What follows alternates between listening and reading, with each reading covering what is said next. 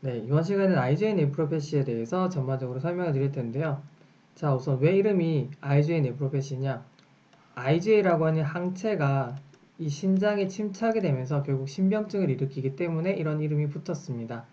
특히나 이 메산지움이라고 하는데 침착이 되는 특징이 있는데요. 그럼 도대체 이 메산지움이 어딘가? 자, 사구체 중에요. 사구체는 이제 굉장히 혈관이 그쪽 복잡하게 있는 구조인데요. 사구체를 이렇게 단면을 그려보면 저 사이사이 이렇게 혈관이 있고요. 그리고 이 혈관 사이에는 그죠? 사이질이 있겠죠. 그래서 우리가 토리 사이질이라고 표현을 하는 게 바로 메산지움입니다. 자, 이런 주변의 그쪽 생리를 이제 조절도 할 수가 있고요. 자, 어쨌든 이 메산지움에 IgA가 침착을 하게 되는데 이런 IgA가 막 순환하게 되는 그죠? 뭐 원인은 여러 가지가 있겠지만 이런 순환하는 IgA가 만들어지게 되고 그죠? 이 IgA에 대해서 또 항체가 2차적으로 발생을 하게 되면요. 이게 이제 면역복합체처럼 다닐 수가 있는 거죠. IgA에 대해서 또 이 항체에 대한 항체가 발생을 하게 되면서 이게 이제 그죠? 딱 침착이 되는 거죠. 메산지움에. 그러면 이 면역복합체가 침착이 되면요. 우리의 몸에서는 일련의 면역 반응이 일어나게 됩니다. 자, 또 면역이죠. 그래서 면역학이 굉장히 중요합니다. 자, 어떤 일이 일어나면요. 이런 면역복합체가 침착이 되게 되면 보체가 활성화되면서 그쵸? 막 또 파괴를 시키는 거죠. 그리고 또 사이토카인, 케모카인이 막 방출이 됩니다. 그리고 여기 이제 그쵸? 막 기질들이요. 막 이제 막 그쵸? 번식을 하게 되고요. 특히나 메산지움이 증식을 하게 됩니다. 프로리퍼레이션이 되고요. 그리고 결국에는 이런 면역 반응에 의해서 여기가 막 파괴가 되고 경화가 되고 특히나 이제 나중에는 그쵸 막 굳게 되죠. 파이브로시스가 생기게 되면서 결국에는 신장이 망가집니다. 나중에는요 ESRD처럼 그쵸 한 20년 뒤에는 이렇게 굉장히 말기 신장 질환까지 이어질 수가 있는 질환입니다. 자, 그래서 굉장히 이제 위험하죠. 한편으로는.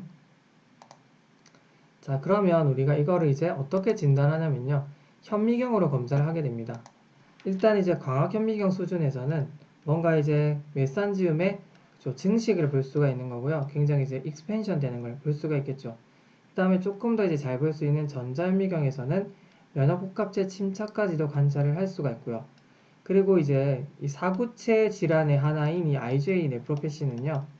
특징적으로 면역 형광 검사죠. 이뮤노플로레센스죠. 이거를 이제 진단한 특징적인 질환이라고 하는 것도 여러분이 꼭 기억해 주셔야 되겠습니다. 자, 이렇게 더불어서 그죠. 이런 것들도 이제 이게 보체죠. 보체랑 이제 IgG 타입도 같이 침착이 될 수 있다. 기억해 주시면 되겠습니다. 사실은요. 이게 이제 증상적으로 신병증이 우세하면서 IgA가 침착을 하기 때문에 붙여진 이름이긴 한데요. 병리적으로 메산지움에 IgA가 침착하는 건 여러 가지 질환이 있습니다. 대표적으로 만성 간질환에서 또 이런 이제 병리가 나타날 수가 있거든요. 그리고 뭐 건선이라든지 아니면 뭐 HS 펄퓨라 있죠. 이런 것들도 이제 그죠 같은 병리 소견이 나타날 수가 있는데요. 자, 그래서 여기서만 이런 게 나타나는 건 아니다. 그죠? 이런 건 참고적으로 알고 계시면 되겠고요. 자, 이게 바로 그죠? 사구체에 있는 그죠? 사이질 그죠? 이게 혈관 구조 사이사이에 보시면 이렇게 형광물질이 막 침착이 되어 있죠. 이게 바로 면역 형광 검사 결과입니다. 자, 그러면 제가 이제 어떤 증상이 있는지 설명을 드릴 텐데 아무래도 신장 질환은 굉장히 좀 처음에 어려워요. 그래서 제가 일단 증례를 좀 같이 매칭을 시키면서 설명을 드려야 될 것 같아요. 자, 이렇게 20세 그쵸? 남성이 어제부터 소변이 붉다고 왔대요. 소변량이나 체중 변화는 일단 없었다. 그쵸? 그래서 이런 거는 뭐 핍뇨가 그런 거 이제 얘기를 하는 겁니다. 그쵸? 아직 이제 신부전 이런 단계는 아니고요. 2일 전에 목감기로 이렇게 약을 복용했대요. 자, 이게 이런 게 이제 그쵸? 학생 수준에서는 특징적인 거 꼭 기억하셔야 됩니다. URI가 있은지 보통 보시면 이렇게 그죠? 하루 이틀, 그러니까 조금 짧게. 자, 이게 약간 PSGN이랑 구분이 되는 건데요. PSGN은 이 IgA 네프로패시랑 이제 역시나 이것도 이제 혈류가 나타나는 질환이죠. 이것도 이제 글로메룰로 네프라이티스입니다. 그런데요, 이거는 이제 혈류가 약간 좀 짙은 뭐 콜라색으로 나타나는 게 좀 많고요. 이거는 약간 선홍색, 좀 밝은 형태로 나타나는 게 특징이고요. 이렇게 URI 심텀이 있는지 약간 그좀 짧습니다. 이거는. 그런데 이건 약간 한 10일, 그쵸, 한 7일 이후 이런 식으로 약간 감별을 하셔야 됩니다. 그리고 이제 수년 전부터 감기 후에 반복적인 혈뇨가 있다라고 했는데 이렇게 재발이 좀 잦습니다. 그러니까 자꾸 나타나는 특징이 있고요. 아무래도 이 PSGM보다도 그쵸, 약간 자주 나타나는 또 특징이 있습니다. 자, 그리고 여러분이 이렇게 IgA 네프로패시를 생각해 주실 때는 혈압을 또 봐야 되는데요. 이 나쁜 예후 중에 하나가 바로 혈압이 높은 경우입니다. 아무래도 혈압이 높게 되면 신장의 손상을 더 빨리 가속화시킬 수가 있거든요. 자, 그리고 뭐 특별한 건 없는데 약간의 열은 좀 있고요. 아무래도 URI 때문인 것 같고요. 그쵸? 그 다음에 혈액을 봤더니 뭐 특별한 건 없는데 그쵸? 다행히 이제 크레아틴이 아직 신손상 정도를 볼 수가 있는 건데요. 0.8 정도죠. 괜찮습니다. 그리고 또 여러분이 이 보체를 또 보게 되는데요. 이건 이 다른 질환이랑 감별하기 위해 또 보게 되는 거고요. 특히나 PSG에 대해서는 이 C3가 좀 감소할 수 있는 특징이 있고요. 자, 그 다음에 우리가 MPGN이라고 하는 것도 나중에 제가 설명을 드릴 텐데요.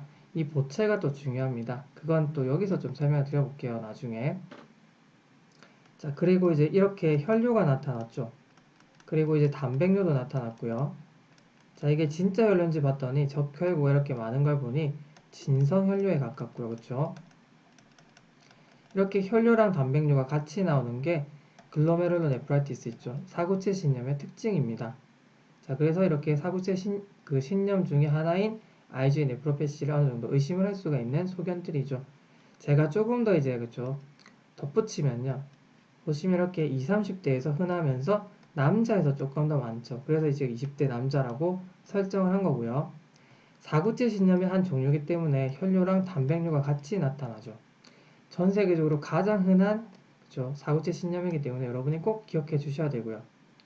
자, 이 증례에서는 이렇게 URI, 그쵸, 상기도 감염의 원인이 될 수가 있는 건데, 우리가 위장관 감염도 아니면 백시네이션 있죠. 또는 이제 심한 운동 이후에 나타날 수가 있습니다. 약간 짧게, 그쵸, 나타나는 겁니다. 그리고 보통은 무증상 혈뇨라고 생각하시면 되고요. 단백뇨는 그쵸, 일단 혈뇨가 메인이고, 단백뇨는 다양한 패턴으로 나타날 수가 있습니다. 그리고 제가 아까 말씀드린 것처럼 고혈압이 있을 경우에는 상대적으로 이제 그죠 절반은 안 되지만 나쁜 예후에 속하고요. 그리고 IgA 네프로패시이긴 하지만요. 이 IgA 자체가 높다고 해서 질병 활성도를 의미하진 않는다. 이것도 중요하겠습니다. 네, 이렇게 이제 기본적인 증상을 정리할 수 있겠고요. 네, 보체는 정상 수준입니다. 이거 정상이고요. 나중에 이제 MPGN 같은 거는 이제 다 떨어져 있거든요. 이런 것들이. 자, 그러면 이제 치료는 어떻게 해주냐면요. 보통 이제 단백뇨 기준으로 좀 생각을 합니다. 단백뇨가 하루에 이제 500mg per day를 넘을 때 치료를 시작한다라고 얘기를 보통 하고요. 아니면 또 기본적인 단백뇨나 혈압 조절을 위해서 이런 것들을 보존적으로 사용을 하다가요. 그래도 이제 그쵸 뭔가 차도가 없다라고 하면 이제 그쵸 단백뇨가 이때는 1000 그러니까 미리그램으로 했을 때는 1000mg이겠죠. 이게 이제 넘을 경우에는 스테로이드 계열을 사용을 하는 거죠. 자, 그래도 안 되는 경우는요. 자, 순서가 있습니다.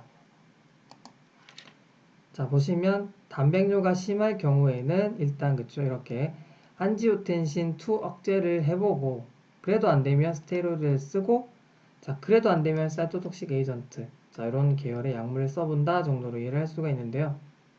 자, 이렇게 이제 뭔가 그쵸 어수선하죠. 치료 방법이. 결국 이거는 확립된 치료법이 있는 게 아니다. 그래서 여러 가지를 해본다라고 생각해 주시면 되고요. 자, 일단은 우리가 이제 고혈압 등의 위험 인자가 없고 아니면 뭐 소변 검사에서도 괜찮다. 그럼 일단 경과 관찰도 해볼 수가 있고 그쵸. 일부분이긴 하지만 자연 관해가 된다라고도 알려져 있습니다. 그래서 일단은 고혈압이 있으면 안 좋겠죠. 예후가 안 좋다고 생각해 주시면 되고 아무래도 이 소변 검사 같은 거는 이제 신장 기능이 얼마나 파괴가 되어 있느냐 그 정도로 우리가 크레아틴 수치 정도로 파악을 합니다. 그래서 진단 당시에 신장이 많이 손상되어 있다. 그러니까 이제 크레아틴 수치가 많이 높다라고 했을 때는 또 안 좋은 이유로 이어질 수가 있습니다. 자, 일단 이 정도로 생각해 주시면 되고요. 결국 치료 적응증이 언제냐 그걸 이제 학생 수준에는 좀 생각해 주시고 기본적으로 이제 고혈압이 있을 때는 그죠 이렇게 치료를 해볼 수 있다. 이런 것들 정도 생각해 주시면 되겠습니다. 자, 그러면 우리가 예후가 또 중요하기 때문에 예후를 한번 판단하고 이제 마무리를 해볼 텐데요. 자, 62세 남성이 있는데, 자, 이게 이제 이미 고령의 남성이 이제 위험인자입니다. 그리고 역시나 이제 감기에 걸린, 그쵸? 하루 전에 이제 감기에 걸렸는데, 바로 이렇게 소변이 붉게 나왔죠. 자, 이게 제가 아까 말씀드린, 그죠? 뭔가 이제 감염 뒤에 이렇게 붉게 소변이 나오더라. 특징적이죠. 아, 안타깝게도 이분은 혈압이, 그쵸? 진단 당시에 높죠. 그러니까 이것도 예후가 안 좋은 겁니다. 자, 그리고 또 하나, 여러분. 이렇게 이제 붉게 혈변이 나오게 되면요. 이거는 이제 오히려 빨리 발견할 수가 있기 때문에 예후적인 측면에서는 좋은 거죠. 그쵸? 이른 진단이 가능하게 하는 거기 때문에 혈뇨는 나쁜 인자가 아니다. 예후 인자가 아니다. 꼭 기억해 주셔야 됩니다. 그리고 제가 아까 말씀드렸죠. 크레아틴 이 정도면 괜찮습니다. 자, 그리고 이제 원래 이제 나이에 그쵸 됨에 따라서 조금씩 그쵸 크레아틴 수치 그쵸 기준 수치가 좀 높아지거든요. 왜냐면 신기능이 조금씩 떨어지긴 하기 때문이고요. 자, 그리고 소변에서 지금 단백질이 좀 많이 나오고 있죠. 이것도 이제 약간 안 좋은 예후입니다. 콩팥 생각을 해봤더니 아까처럼 제가 이제 IgA가 뭔가 이제 침착이 되면서 메산지움이 증식되어 있는 소변이 관찰된 거죠. 그래서 이게 아무래도 IgA 네프로패시 같고요.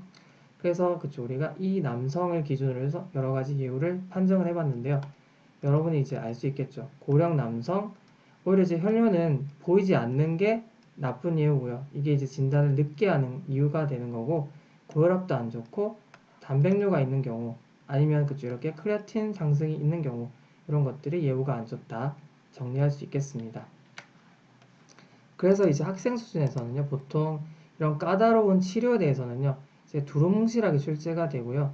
나머지 이런 거 이제 그쵸 진단할 수 있느냐 아니면 병리를 좀 볼 수가 있느냐 아니면 예후를 판정할 수 있느냐 이런 식으로 자세하게 나올 겁니다. 네, 그럼 이렇게 마무리해 보겠습니다.